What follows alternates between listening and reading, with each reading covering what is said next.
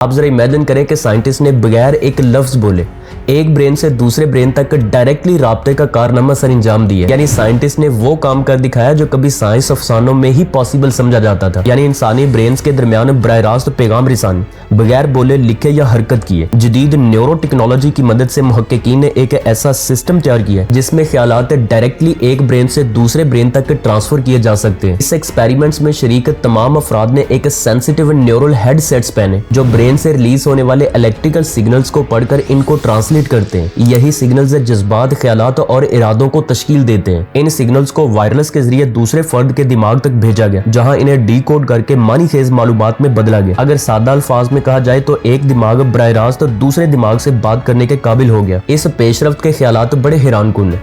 सोचे अगर एक कॉम्प्लिकेटेड प्रॉब्लम को या कॉम्प्लिकेटेड ख्यालात को फौरी तौर पर दूसरों में ट्रांसफर किया जा सके तो जुबान की रुकावट और मिसअंडरस्टैंडिंग्स खत्म हो जाएंगी और फिर डॉक्टर्स उन पेशेंट से भी राब्ता कर सकेंगे जो बोलने से कासिर है। फौजी एस्ट्रोनॉट से या इमदादी टीमें खतरनाक हालात में खामोशी से हम आंगी के साथ काम कर सकेंगी। एजुकेशन और इलाज के मैदान में भी इनकलाब आ सकता है जहां टीचर्स, स्टूडेंट्स और मरीज एक दूसरे को गहराई से समझ सकेंगे। लेकिन ये टेक्नोलॉजी कई इखलाकी और निजी नौयत के सवालात को भी जन्म देती है। यानी अगर ख्यालात को बांटा जा सकता है तो क्या इन्हें बगैर इजाजत के पढ़ा भी जा सकता है? साइंटिस्ट इस नई दुनिया के लिए सख्त हिफाजती इक़दाम पर जोर दे रहे हैं ताकि ये इजाद राब्ते का जरिया बने कंट्रोल करने। फिर भी ये कामयाबी इंसानी इर्तिका के लिए एक संगे मील साबित हो सकती है और तारीख में पहली बार ये साबित होगा कि इंसानी जहन बराह रास्त एक दूसरे के साथ जुड़ सकते हैं, यानी जुबान और आवाज की हदूद से आगे बढ़ के। शायद हम एक ऐसे फ्यूचर की दहलीज पर हैं जहां हमदर्दी, सूझबूझ और ताउन अल्फाज से बालातर हो जाएं और इंसानियत वाकई एक साथ सोचना सीख ले।